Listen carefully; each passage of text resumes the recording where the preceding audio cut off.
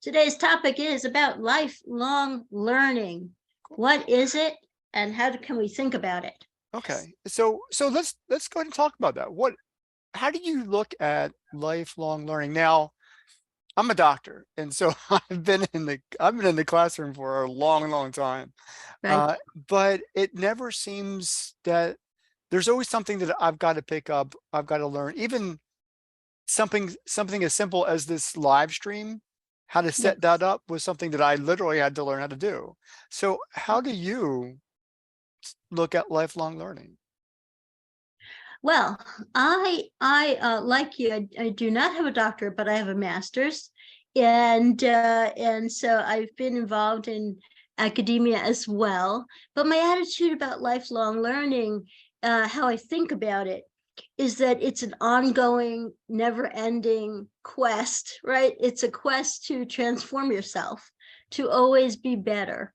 And, I majored in English, and English majors love acronyms, right? So I think of it as CPR. So CPR. what CPR? Okay, lifelong learning is similar to CPR. So what is that? That is curious, problem solving, and reflective. People that are lifelong learners are generally people that are always curious. They're reflective about where they are now, where they want to be in the future, and they're generally always thinking about the challenges they face and how to solve those challenges. So they're problem solving. CPR. I totally never heard that before. Where did you pick that up? That is so cool. I made it up. I'm very, I'm a little, I am definitely on more of the creative side.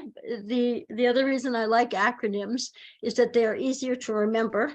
And also my professional expertise is in English as a second language. So that always helps second language learners. And generally, I keep saying that word generally, please forgive me. It helps most of us to remember key concepts, but it's very helpful for second language learners as well. Well, I totally like now. I got to take ownership of that. Well, I can't take ownership of it, but I definitely got to use it. CPR. Please do. So there are different types of lifelong learning strategies, and you and I are both coaches, and that's one of those strategies. But there are other strategies as well. People don't always want to go to a coach and spend thousands of dollars on talking with people. What are some other lifelong learning strategies that really do benefit people? Mm-hmm. Well, I agree with you. When you first think of the idea of coaching, of course, your immediate thought is, how much is this going to cost me, right? Yeah, yeah. Even coaches who seek coaches, because although I am a coach, I'm very open to seeking other coaches as well, because I consider myself a lifelong learner. Mhm. So your question was exactly, can you say that again? Your question was? Well, what other forms of lifelong learning is there other than Oh, coaching? okay. Well, the forms are basically to always be curious. Let's start with that. Let's start with that acronym CPR. So to be Sure. curious, what does that mean? When I think about what my clients want to develop in themselves, or even what I would like to develop in myself, let's start with the idea of personal confidence so that I can achieve a goal. How do I learn more about how to become confident? Well, I have to be curious. I have to seek out materials to read. I have to listen to other podcasts. I have to engage in conversations with maybe a group of people that are having those same challenges. I have to learn to accept feedback. For example, being aware of the way that we speak, being aware of our body language. And how do I do that? I just look on the internet, look in your libraries. I don't know if anybody goes to the library anymore, but if you do, it's still a great place. Be curious and always look and be open. And if you do that, you will find information and help that's available to you, especially in today's world. The the P, problem solving. You have to, when you think of lifelong learning, you have to really take some time to reflect on what is the problem here. So for my clients, for example, I work with professionals who speak English very well, actually, right? They just are very self-conscious maybe about their accents. So let's say someone said, oh, my accent makes me feel insecure when I'm speaking with native speakers of English. I think they're going to judge me. Well, you have to make a list of, literally in the old-fashioned way, just like I have one here, a list of all the ways in which this problem that you're experiencing is impacting you, Ooh, that's good. right? Yeah, that's good. And then finally, you have to reflect. You have to reflect on, okay, now I was curious about how to get help. I looked around, I read articles, I sought people out, I joined groups, I identified the problem and how it impacted me. And then finally, now I have to reflect, what am I going to do about it? Am I going to spend the next 6 months, feeling frustrated, feeling insecure, feeling like there's no help for me? Or am I going to seek that help out and create an action plan and act on my desire to get better? I really like that. Now, the key thing that you said was really well, all of it is good, but really the last thing. Um, Waiting 6 months, however, to do something about the problem is a problem in itself. So are there ways for people to figure out that they should start something now rather than Mhm. wait for the problem to get bigger or worse? Because that's not what you would want, I would think. Right. It's not, there's no, I can't just give you this quick, this quick, oh, like a Band-Aid, oh, you have this problem, use this Band-Aid, it's like, it doesn't necessarily work like that. But my good advice, which has worked for me and has worked for many of my clients and worked for friends and family even, is you have to take a moment and say to yourself, there must be somebody out there that's experiencing this situation. There must be somebody out there who has insecurities about the way in which they may speak or communicate in English or present in English. Or there must be another coach out there who was really successful a year ago and is now struggling. So what do? You have to seek out groups of other professionals and or colleagues that can support you. Because why? That will help you to feel less alone. And it will give you, as I mentioned before, the feedback that you need on some possible ideas of how you might approach your challenge. And ultimately, you'll feel supported. That's what I did. Well, I like that because, the first thing that we tend to have when we feel insecure, we feel alone. We generally feel I'm the only one. And I don't know why that is. I'm not a psychologist or a psychiatrist in any stretch of the imagination. Right. But, when we face a problem, we think we're the only one in it. And when we're able to kind of reach beyond that, that boundary or parameter and Mhm. and learn that, oh, there's at least somebody else out there. I don't feel as bad anymore. I could, and I think, that's really one of the values, one, of conversations, two, of podcasts, and three, of coaches, is because we then learn that we're not alone. Right. And there is somebody else out there who can at the very least, relate emotionally or relate cognitively and understand that Definitely. of the situation. And even proactively, we all are born with certain talents, and some of us are more talented in one area and not another. And so when we join a group, we can benefit from learning from people who might have skill sets that are a bit stronger than ours. For example, I am no geek in or pro in technology. Maybe I'm a geek, I don't know, but not a tech geek. So I'm challenged by that. And so what do? I have to, get a hold of my friends that are quite comfortable with technology and listen to them and try to learn from them.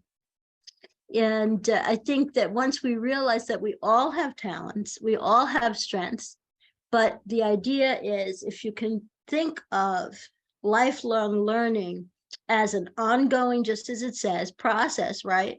Where you have the opportunity to transform yourself.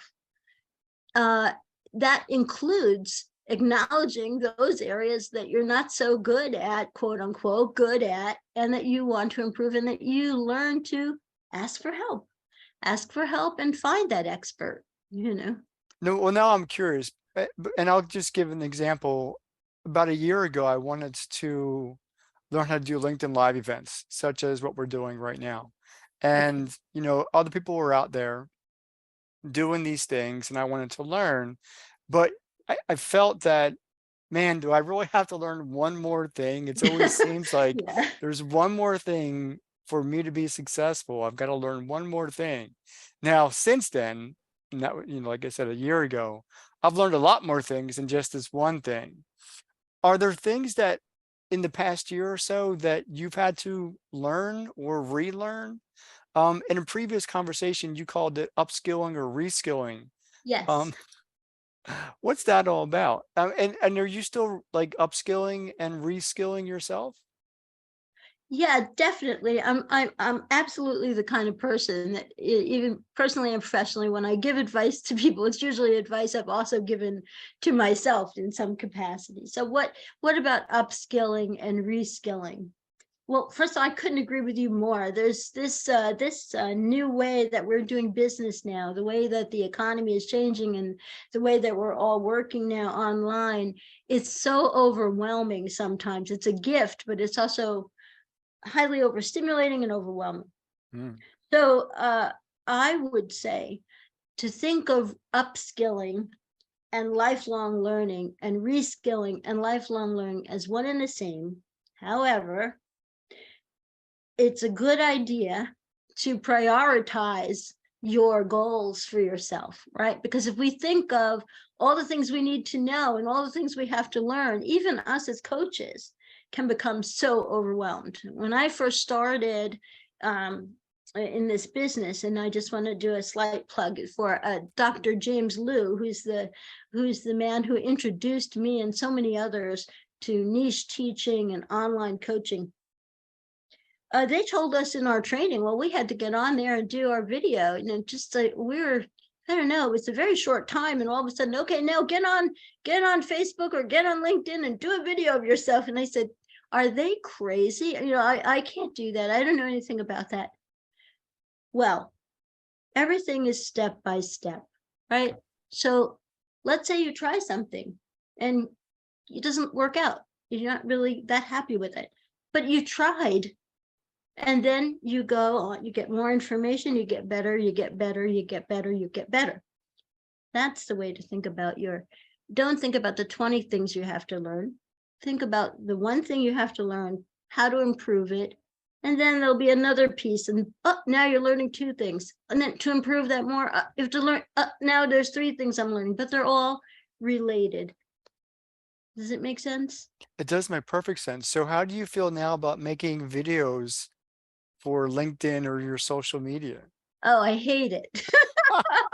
I'll be honest with you. I don't like it. I don't like it because I mentioned to you even in private conversations that it's one thing to teach in the classroom. Most educators, we just love to jump up in the classroom, and there's a certain energy and there's an immediate um, relationship and rhythm that you have with your students that all educators can recognize. You can feel when it happens, and it's great.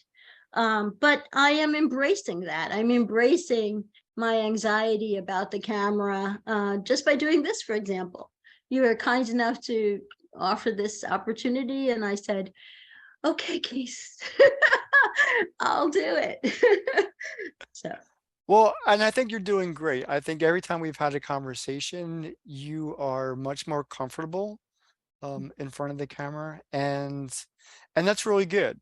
So, one, congratulations, and two, it takes a lot of guts. It takes a lot of courage, and it takes, you to be brave to say, I'm going to be talking to whomever in front of the camera. And today we're doing it live. And so anything that you say, miscue or not, whoever's watching us on LinkedIn is going to remember that probably. Yes, they might say, oh my, she said generally so many times. I don't think anybody's counting. But but everything is about growth. And Right. so one of the reasons I wanted to talk about lifelong learning, most importantly, is that coaches meet people that are vulnerable, as you mentioned. They're vulnerable. They are coming to you because they need help. Now, it's not easy to ask for help.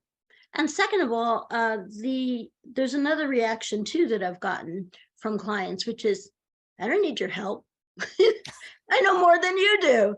I'm more established than you are. I'm more professionally established. I have expertise.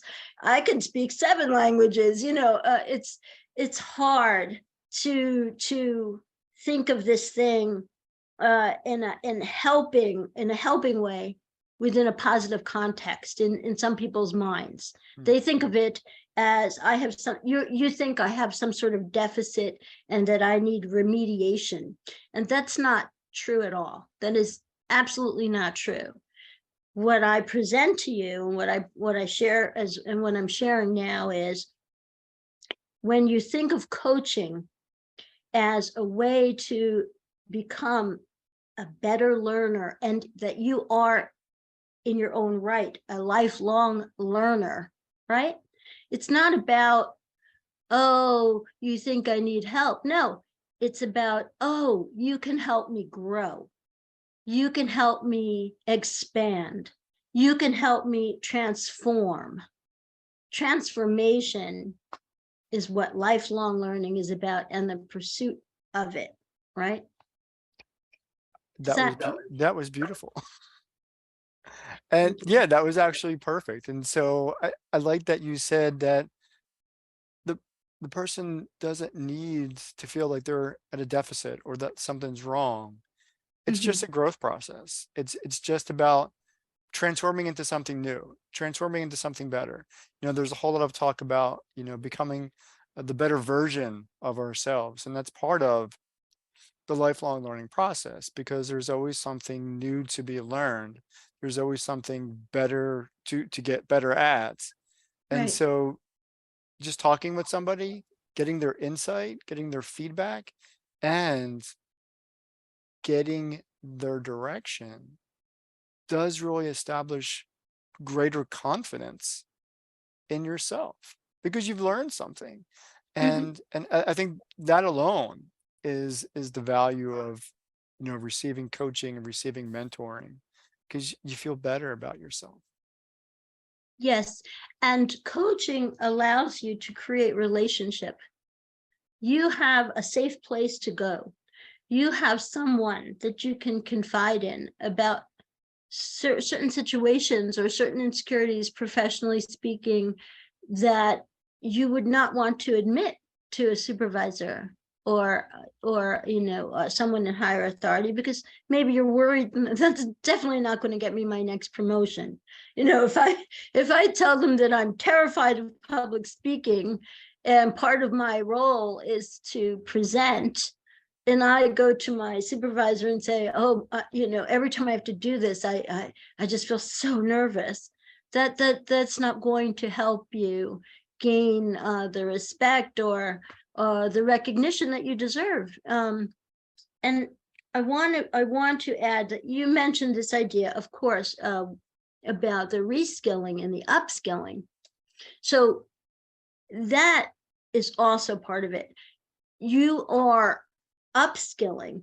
My professional clientele, they have so many skills already, and they're coming for coaching to upskill. They want to improve their presence, their ability to speak with authority, their mindsets about their ability to sit in a meeting and speak up at a meeting and not feel intimidated. I like that. So that's all about that and the that's the upskilling, and the reskilling is where we just come in as coaches, right? And we just sort of tweak it. We give you the feedback about, you've covered that area very well, but maybe you can try this strategy or that strategy to improve even more. I love it. Mhm. Laura, this is Coach to Coach with Laura and Dr. K. Before we hang up this call, any last words for our audience and what it means to be a lifelong learner? I would just want to assure our audience that lifelong learning is about your personal journey to become the better version of yourself. And that version is always changing. And you should embrace that, because we are here as coaches to support you. Come see both of our profiles, Dr. Keith and myself, and we would love to connect with you. And thank you, Keith, for the opportunity. It's been really great. I enjoy it so much. Well, cool. We're going to do this every week with a new topic. With that, Great. we'll see y'all later. So let's see if the tech works. Let's see if I can turn it off. Stay on the Okay. call. Okay.